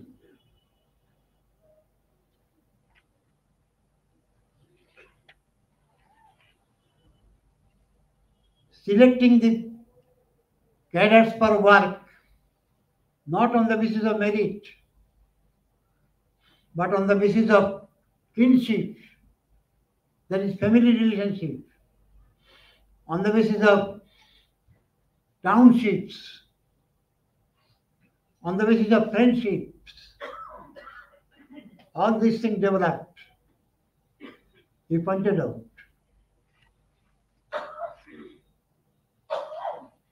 There are some leaders who feel that Laws and discipline are not for them. They are above. These are only for ordinary workers. He pointed out.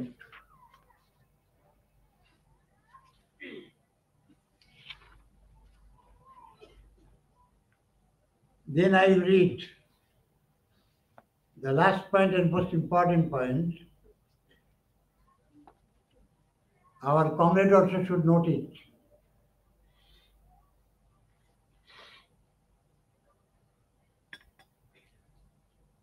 Starting from Lenin, Stalin, Mao Zedong, Siddhartha, all emphasis on it. Ideological work is a prime duty of the party. Note this line. Prime duty of the party, that is ideological work. Underestimation of its importance may do irreparable damage to the interest of party and state. If it is underestimated, it will cause irreparable damage, a damage which cannot be repairable to the party and the state. We must always remember that if the influence of socialist ideology is weakened,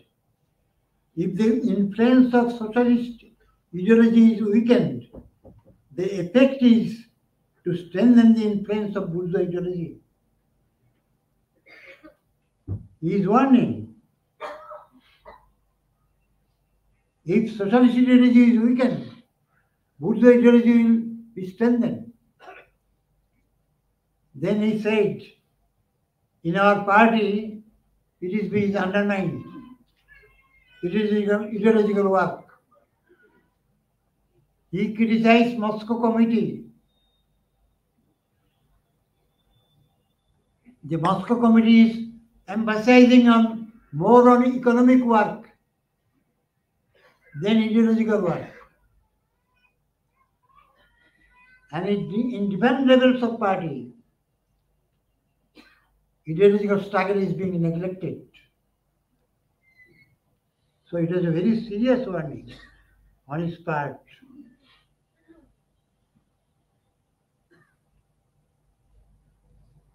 We still have vestiges of the bourgeois ideology, relics of the private property mentality and morality. Not this. Comrade Ghosh said, private property mental complex in 1948. In 1952, Comrade Stalin speaking, in Soviet Union still, vestiges of bourgeois ideology, relics of the private property mentality and morality. I have read Stalin's speeches in 16 Congress, 17 Congress, 18 Congress. Nowhere I found such agony, what I found in this speech.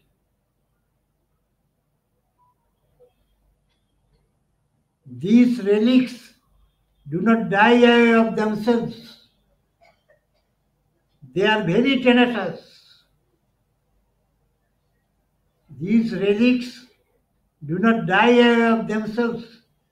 They are very tenacious and may strengthen their hold, and a determined struggle must be waged against them. This thing is speaking in 1952. Nor are we guaranteed against the infiltration of alien views, ideas and sentiments from outside, from the capitalist countries, or from inside, from the relics of groups hostile to Soviet state, which have not been completely demolished by the party. In the 18th Congress, he said they are demolished.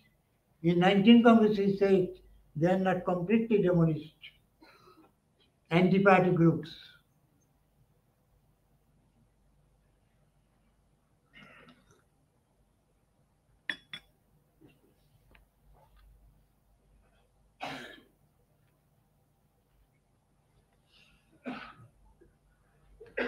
If there are sectors of ideological work which for any reason fall out of the purview of party organizations, if there are sectors in which party leadership and influence have slackened, alien elements, note it, the remnants of anti-Leninist groups smashed by the party will try to get hold of those sectors and utilize them for the promotion of their own line, for the revival and spread of all sorts of un-Marxist opinions and conceptions.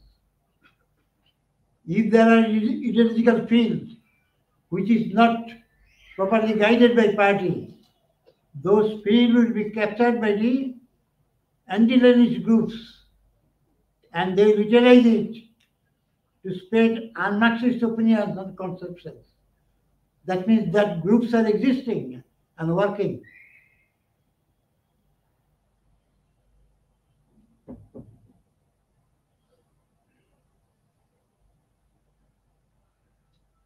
It is because of inadequate guidance of ideological work and lack of control of its content that we so often find serious errors and distortions in books, newspapers and magazines, and in the activities of scientific and other ideological institutions. In the magazines, books, ideological field, there are many distortions because there is lack of guidance and control.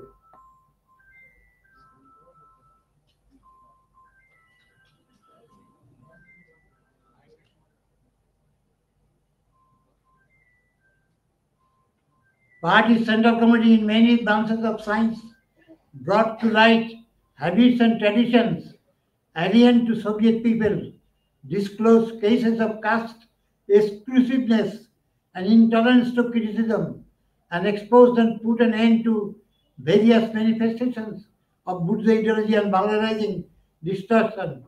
The discussion on philosophy, biology, physiology, linguistics, and political economy disclosed serious ideological failings in various fields of science. Given, however, in a number of branches of science, we have not yet fully put an end to the monopoly of various groups of scientists who barred the way to fresh and growing forces, fence themselves off from criticism, and seek to settle scientific questions by administrative fiat. This I have read only to place before you.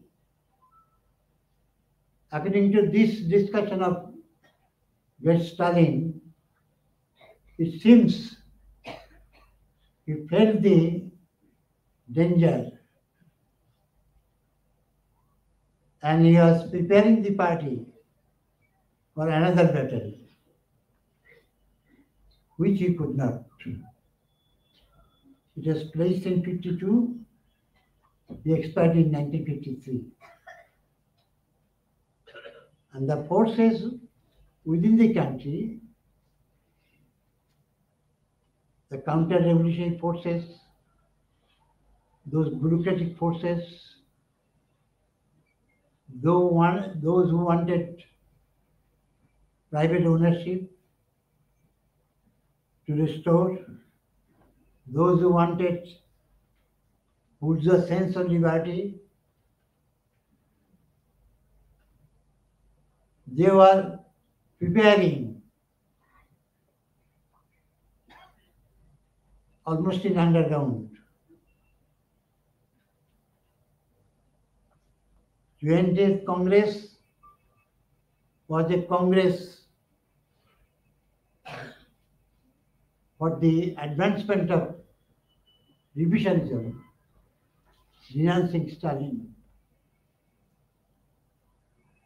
For that only, Khrushchev is not to be blamed. Khrushchev represent a trend that is counter-revolutionary trend, which was preparing within Soviet Union. And symptoms were noticed by Stalin. Had he been lived for some more years, situation would have been a different one. He was preparing the party for next battle, but he could not.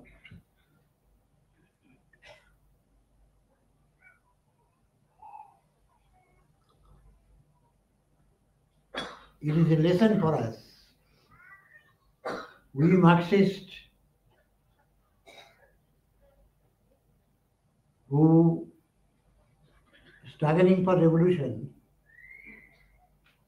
in different countries. One thing I say, after the fall of socialist system,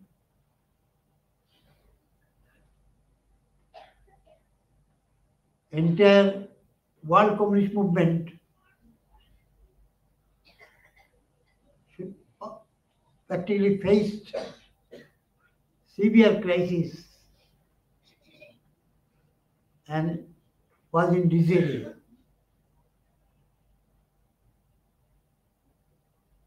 Complete frustration, disintegration. French Communist Party, Israeli Communist Party, Japan Communist Party, Indonesian Communist Party, all those parties were very powerful parties. But they faced severe crisis and disintegration. But our party felt pain, but we did not face any problem of disintegration or frustration. Because our great leader, Comrade Siddharth Bose, prepared us for this eventuality and guided us how to tide over these problems. We faced it under the leadership of Comrade Lenin Mukherjee. We are still continuing our struggle.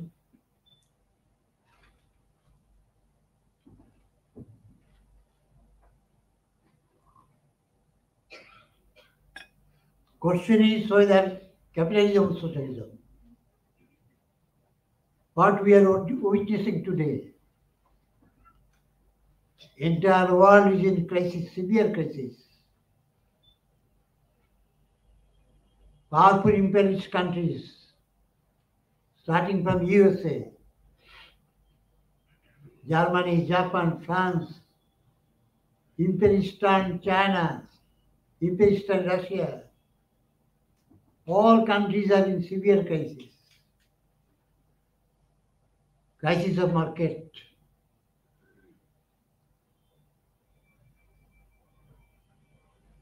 They use a term that is slowdown of economy to avoid the term recession. Slowdown of economy continuously going on for few decades, but they cannot utter slowing up of the economy because it is continuously downing. Market is squeezed. Who will purchase commodities? Billions of people are unemployed, retrenched. Thousands of factories are closed. That is the crisis. Tremendous poverty. Billions of people are living without food, without shelter. Even in America, there are millions of people who are homeless. No home. In our country, millions are living in the footpath, taking a shelter with polythene. Even child is also born there. That is the picture of the world. Capitalism is in severe crisis. And it is beyond their solution. Even starting from Adam Smith, Ricardo to Keynes sit together, they would not be able to solve this problem.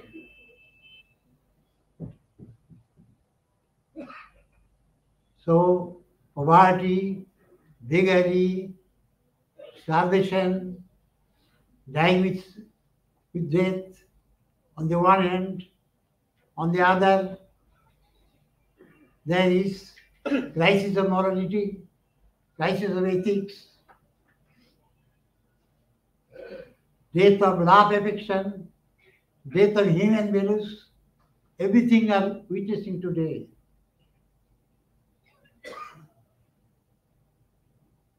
Just now 2 wars are going on. And imperialists are engaged in this war. Here I want to mention one thing. In 1960, probably, 1960, Egypt, 56, still Stalin influence was there. Impact of Soviet Union was there. Stalin influence is there in Soviet Union. Egypt, a nationalist government was there. Suez Canal was occupied by Anglo-France company. Nationalist Egypt government nationalized Suez Canal. England and France attacked Egypt with the support of US imperialism. And Soviet Union at that time said that only 12 hours ultimatum. Either you stop it or we will bomb London and Paris, and told the people of London and Paris, you are not our enemy. Your government attacking Egypt, destroying Egypt, you stop it. 12-hour ultimatum, after 6 hours, they stopped. Had there been the existence of Soviet Union today, we would not see this painful incident in Palestine and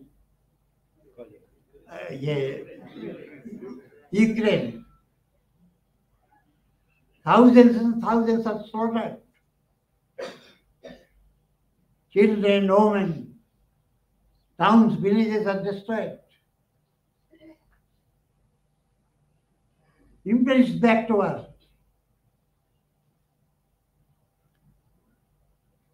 So entire humanity is in crisis. All the capitalist imperialist government carteling welfare budget, increasing military budget.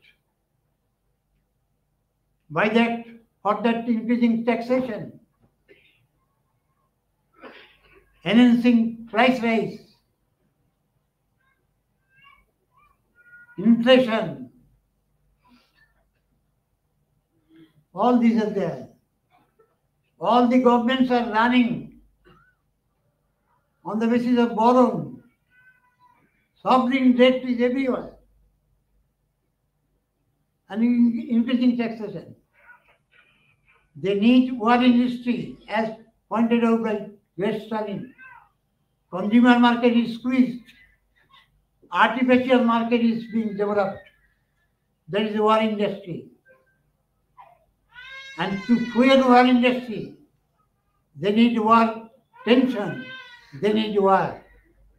And that is not happening.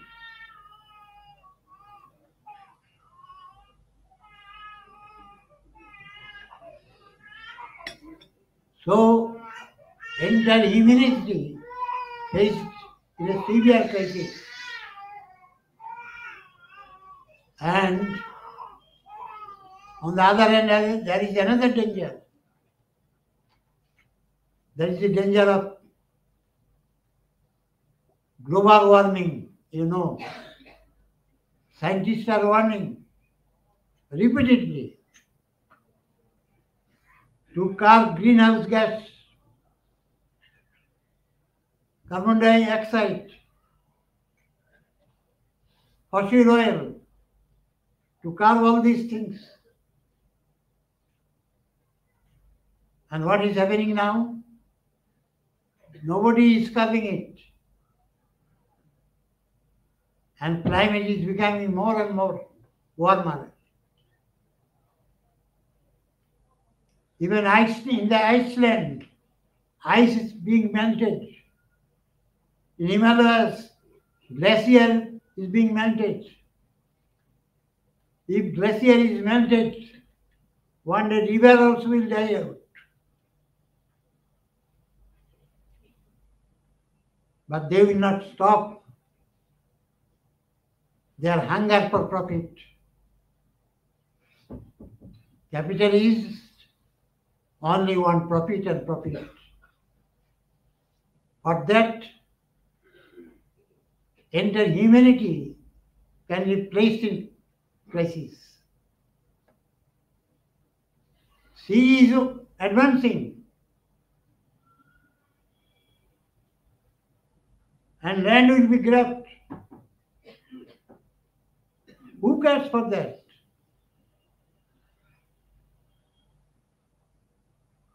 Will this continue? Will you allow it to continue?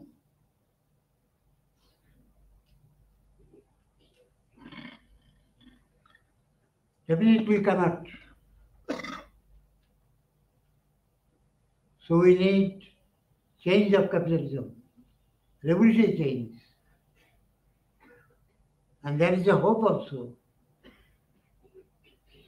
Everything is not dark. Problems of our life compelling the people to raise their voice of protest. Spontaneous outburst is there.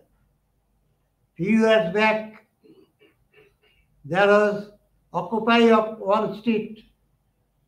For 7 months, Wall Street was surrounded.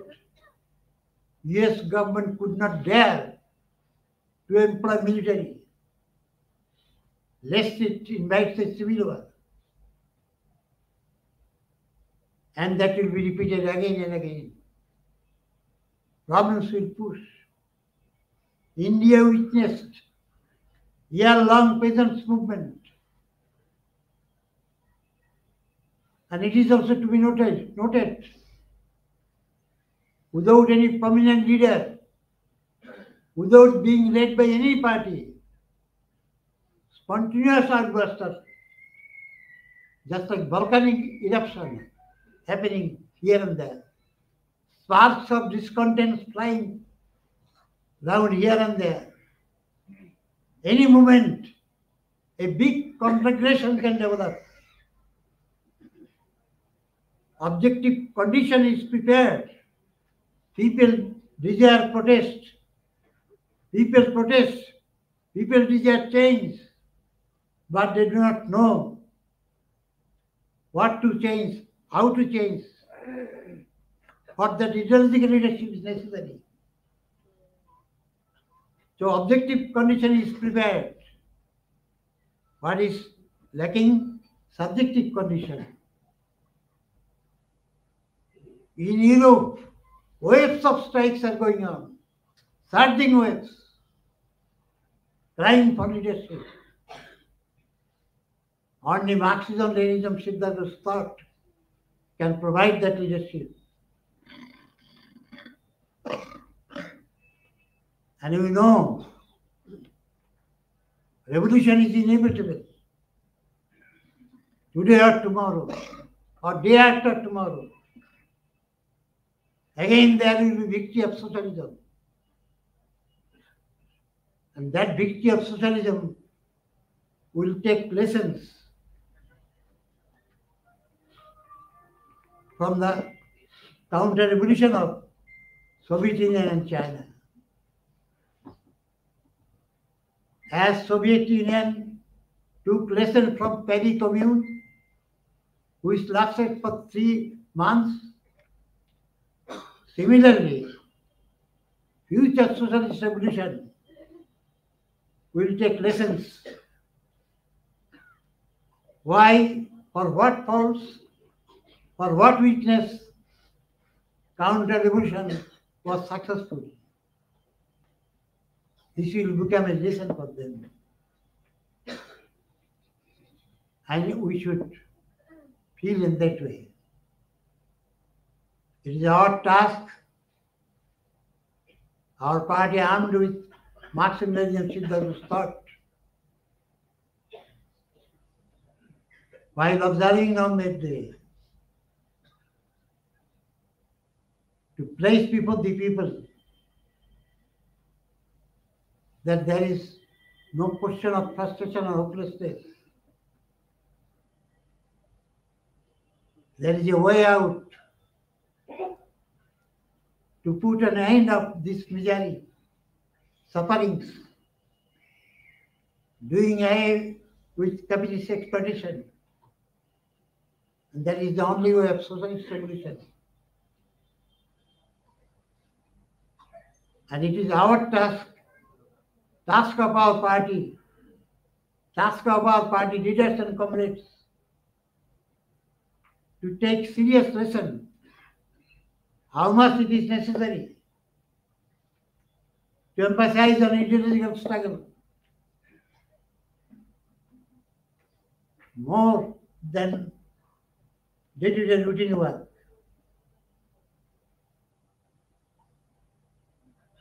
And how much it is necessary to emphasize that noble communist character, defeating individualism in all aspects, in our thinking, in our mode of life, in our feeling, in our relationship, and acquiring higher communist character. With this appeal, again today, Inqilab Zindabad, long lives socialist revolution, long live teachings of great Marx, Engels, Lenin, Stalin, Marxism, Siddhartha, SVCI Communist Zindabad. Great salute to you all.